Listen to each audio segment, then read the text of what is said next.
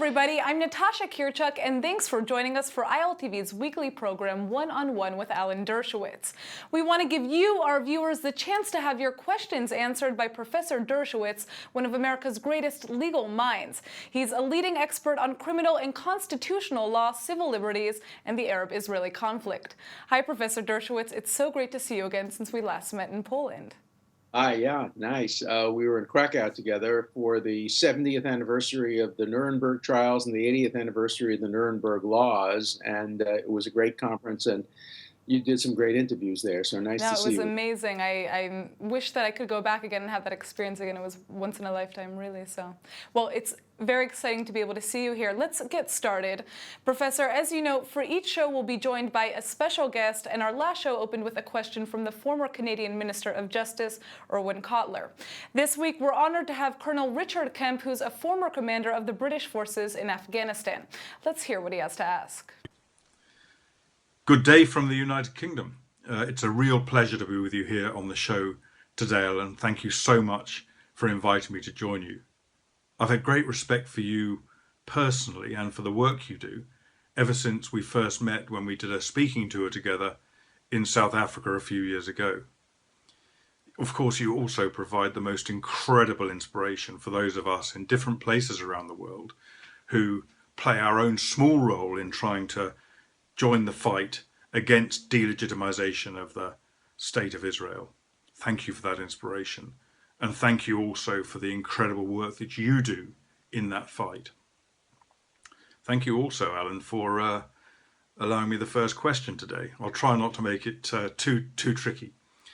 It really arises from events in the last few days in which Israel has revealed they have evidence that a senior employee of the Christian charity World Vision has funneled off $43 million worth of funds donated to that charity for the reconstruction of people's houses and facilities, hospitals, schools in Gaza, has been siphoned off for Hamas military purposes.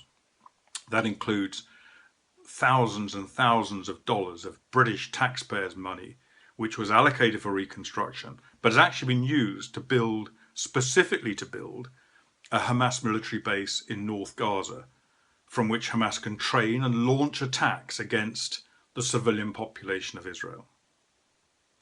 This is, of course, the tip of the iceberg. Many, many, many millions of dollars of charitable funds in the past and have been diverted into this sort of activity for Hamas, but it's got to stop. And I just wondered whether you had any pointers or any suggestions as to how we can deal with it. Of course, it's not just the individual charities, it's world governments who either wittingly or unwittingly are giving money to Hamas for terrorist activity.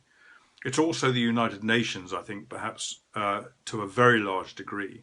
UNRWA is complicit very, very often in Hamas terrorist activity. And only today, an official of the UNDP was arrested for taking direct part in Hamas military activity. So, Alan, an easy question. How do we stop this? How do we cut off these funds given by perfectly generous, reasonable, decent people that are used to kill innocent Israeli civilians? Well, first of all, thank you, Colonel Kemp. You have been a hero to truth. In a world where so many lies are repeatedly told about the Israeli military, you who have more experience than all of the journalists combined who always find reasons to condemn Israel, you have told the truth repeatedly about how the Israeli military takes more precautions than any military in the world, or at least as much precaution as any military in the world, to avoid civilian deaths. You have been such a person committed to absolute truth, to calling it as he sees it, based on your own military experience. So I want to first express my appreciation for the contributions you've made to truth, to decency, and to the defense of the nation state of the Jewish people, Israel. Your question, as usual, is a brilliant question and requires a deep answer. First, it's very important to remember that both the United States and Great Britain, as well as the European Union, have laws prohibiting giving material aid to any terrorist group. So anybody who knowingly gives money to Hamas, particularly knowing that it will be used for military purposes, is committing a crime in the United States and in many, many other parts of the world. And so I think there are two things that have to be done. First, what you've been doing, that is exposure. We have to constantly do investigation and follow the money and figure out every single penny that is being given to Hamas for the building of terror tunnels, the building of terror rockets, and the killing of civilians. We have to trace the money. We have to expose it. We have to have websites that demonstrate it. We have to make sure that no one who contributes to any of these charities has an excuse saying, oh, I didn't know it was going for military purposes. Now you know. And now you're committing a crime. If you contribute to any of these charities that you now know are in turn contributing to terrorism. So we have to remain vigilant. And the other thing we can't do is we can't say that because an organization is doing some good, therefore it's okay for it to break the law and do some bad. Almost every bad organization does some good. The Ku Klux Klan in America had summer camps for underprivileged kids. The Nazi Party in Germany helped the economy. The fascists in Italy made the trains run on time. The Black Panthers in the United States had breakfast programs for kids while advocating the killing of policemen and others. So just because some good is being done doesn't justify the bad that's being done. So Colonel Kemp, continue your vigilant and vigorous activism on behalf of truth, and let us all understand that there is no justification for contributing at all to anything Hamas does, because Hamas is and has been declared to be a terrorist organization. Thanks so much for your response, Professor. Now, let's turn to our viewers' questions. Shay Ginsburg hails from the United States, and she wants to talk about police brutality. Hi, Professor Dershowitz. My name is Shay Ginsburg. With all the recent talk about police brutality, especially in the Black community, what would you say to someone who can't seem to understand both sides of the issue and who's just determined to only, side with members of the force or the victims of the violence? Shay, what a great question, and it couldn't be more timely. As you probably know, Black Lives Matter, which did a great deal of good in alerting the public to the problem of the excessive use of force by some police officers in some parts of the country, just produced a platform by 60 of its component groups in which they declared Israel to be guilty of genocide and apartheid. So I have totally and completely disassociated myself from Black Lives Matter or any organization associated with Black Lives Matter until and unless it eliminates that despicable blood libel from its platform. Again, as I said previously, just because an organization does good doesn't mean we can justify it doing bad things. And Black Lives Matter has done a terrible thing by accusing Israel of genocide and apartheid. Because when you accuse a country of genocide and apartheid, you're basically saying the country has no right to exist. The last country that was accused of apartheid was white South Africa, and that ceased to exist after Nelson Mandela, who I helped to represent, got out of prison. I know what apartheid really means because I worked on the issue for many, many years. So I think we all have to disassociate ourselves from any organization, including Black Lives Matter, until it rids its platform of this obnoxious and anti-Semitic blood libel. The complex problem of police brutality deserves serious consideration. I've been fighting against it for many, many, many years since the beginning of my career. It's a complicated problem. Not every case is simple. Not every case involves overt police brutality. One has to look at all the evidence in every single case and make individual decisions based on the case. For example, the Trayvon Martin case, which essentially began the Black Lives Matter movement, was extremely complicated. Zimmerman probably should never have followed Trayvon Martin the way he did. On the other hand, when Zimmerman pulled a gun and shot and killed Trayvon Martin, he may very well have been in danger of losing his life. The evidence showed that he had bruises on the back and front of his face, that his head was being smashed against the concrete, and a jury acquitted him, as juries have acquitted in many such cases, like in Baltimore. And so you can't just root for one side or the other. You have to understand that Black lives do matter because all lives matter. Blue lives matter too. When a policeman gets up in the morning and leaves, the only thing he wants to do is stop crime and come back and kiss his wife and children at the end of the day. And many police officers have been killed. Now, to be very counterintuitive, let me assert one fact categorically. The situation has improved dramatically since the time I started practicing law half a century ago. There is far less police discrimination against African Americans. That doesn't mean there isn't any, and it doesn't mean there isn't too much. There is too much, but there's much less of it. Today, police commissioners in cities like New York, Chicago, Dallas, Los Angeles are wonderful and do a great job in trying to integrate police forces and make them more responsive to community needs. So let's recognize the good. Let's understand that there's a lot more to go, and let's understand that there are multiple sides to this complex issue. And most important, the importance of due process of law. Every police officer who is accused has to be given a fair trial in front of a jury, and the facts have to determine the outcome of the case. So let's get back to having a balanced approach to this problem. And let's understand that any organization that is fighting discrimination in America by becoming complicit in efforts to delegitimate Israel or to call it apartheid or a genocidal state should lose the support of all decent people around the world.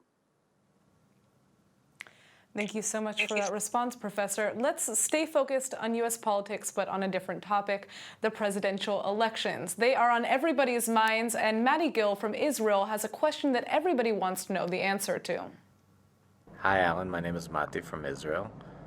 And my question is, now that the DNC and the RNC conventions are over with and we know who the candidates are, what do you think both presidencies would look like for the U.S.-Israel relationship? Thank you. Thank you, Mati. I know you do great work in Israel on so many fronts, and it's a pleasure to see you.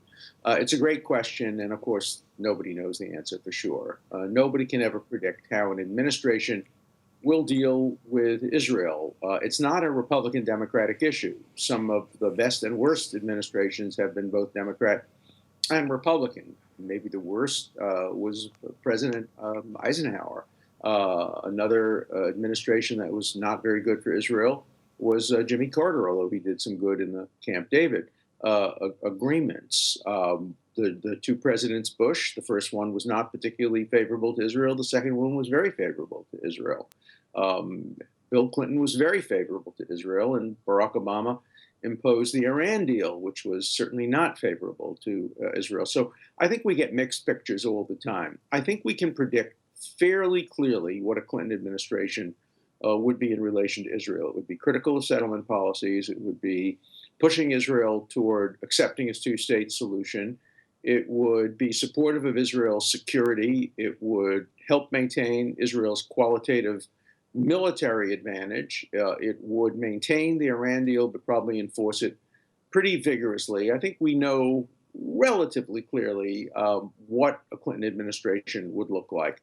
We have absolutely no idea what a Trump administration would look like. He has said he's Israel's biggest supporter. He's marched as a marshal in the Israel parade. As far as I know, he has not invested very much in Israel. He's invested a lot in Arab countries, but I don't know of very many major investments in the Israeli economy. He has said that he would have to be more balanced if he wanted to be an arbitrator between Israel and the Palestinians. We just don't know. We know that his vice presidential candidate is more supportive of Israel than Hillary Clinton's vice presidential candidate. I have some concerns about the vice presidential candidate of Hillary Clinton. He has been basically supported by J Street. He was one of the people who didn't attend Prime Minister Netanyahu's talk, which I think was absolutely wrong. And he was one of the few senators who didn't sign various letters and other things that many other senators did on behalf of Israel. So It's a mixed picture. I think what Israel needs today in the world is predictability and certainty and stability. And I think that Hillary Clinton brings more stability to the world stage than a President Trump, who would raise questions about our NATO alliances, has stated other things about trade deals, and has been supported by some of the right-wing autocrats in Eastern Europe. So I think Israel should be deeply concerned about the instability that would result from a Trump presidency. So look, in my 50 years of public life and supporting Israel, I have never found a candidate who I would say was 100% positive toward Israel. There's never been one, and there probably never will be one. And so I make my decision based on a checklist. I've just finished a new book about the election called, it's an ironic and funny title, Electile Dysfunction, a guide for unaroused voters. And it analyzes the two candidates in terms of how they fit each of the points on the checklist. The book will be available right after Labor Day, both as an ebook and as a hardcover book. So anybody who wants to read my views on it will have the ability to do that. But as far as Israel is concerned, the one thing that's very important is Israel remains a bipartisan issue. Both candidates say they support Israel very strongly, and that's very different from what's going on in England today, very different from what's going on in many other parts of the world, and very different of what it would have looked like had Sanders won the nomination, because Sanders, I don't think, is pro-Israel. Certainly Jill Stein, who is Jewish, like Sanders, is virulently anti-Israel, supports BDS, uses the word apartheid, has picked as her vice presidential candidate a horrible anti-Zionist and bigot. And so we should be very pleased as supporters of Israel that both presidential candidates who are from the major parties strongly support Israel, and Israel remains a bipartisan issue at its core, although at the edges, one can see some differences. Now, Professor Dershowitz, I'm not going to put you on the spot and ask who you're voting for, so let's shift our focus back to Israel and hear what's on the mind of Adam Bellows from Cincinnati, Ohio. Hello, my name is Adam Bellows, and I'm from Cincinnati, Ohio. Professor Dershowitz, my question to you is quite simple. How do you feel about Israel bearing sole responsibility for the creation of the Palestinian refugee problem? If you'd like to throw in your opinion as to why or why not Pete Rose should be in the Hall of Fame, please feel free to do so. Thanks. Have a great day. Well, thank you very much. You're certainly right. Israel should not bear full responsibility for the creation of the Palestinian refugee problem. Had the Palestinian leadership not tried to destroy Israel on the day it was established in 1948, there'd be no refugee problem. The responsibility is widely shared for that, what they call Nakba. It was a self-inflicted wound in large part. And they're also right that many Jews who had lived for many thousands of years, well before the establishment of Islam, who had lived in Iraq and in Iran and in Egypt and in North Africa, were forced essentially to leave their homelands. Many came to Israel, some went to France, some went to the United States. There was essentially an exchange of populations and statutes of limitations, moral statutes of limitations certainly expire. There are many refugee problems in the world. Many more ethnic Germans from Sudetenland were forced to leave Czechoslovakia at the end of the war. Many refugee problems were caused by the breakup of India into India, Pakistan, and Bangladesh, and in other parts of the world as well. But only the Palestinian refugees have received the focus of attention and have become a political football, a political issue. The plight of the Palestinian refugees is a serious one, but it's caused largely by the Palestinian leadership and by other Arab countries that want to keep them refugees, want to keep them in camps, want to let them fester in order to try to destroy and delegitimate Israel. So I think we have to look at the complex problem of the Palestinian refugees in the actual historical context in which it occurred. Pete Rose should be in the Hall of Fame. He was one of the greatest baseball players in history. Charlie Hustle, he did a terrible thing, betting on baseball, and there should always be an asterisk next to his name. But if we start judging people based on their performance off field, there'd be a real question about whether Ty Cobb, Babe Ruth, Dixie Walker, who quit the Brooklyn Dodgers as soon as Jackie Robinson was signed because he wouldn't play with a black person, whether those folks should also receive recognition from baseball. So we have to have a single standard. And I think judged by a single standard, Pete Rose belongs in the Hall of Fame. All right, well, that's all the time we have for today. Unfortunately, we cannot discuss baseball any longer. But thanks so much, Professor, for joining us. I also want to thank our guests, including Colonel Richard Kemp. If you'd like Professor Dershowitz to answer your questions, go to iltv.tv or our Facebook page and submit them. We can't wait until you'll join us again next week. Thank you.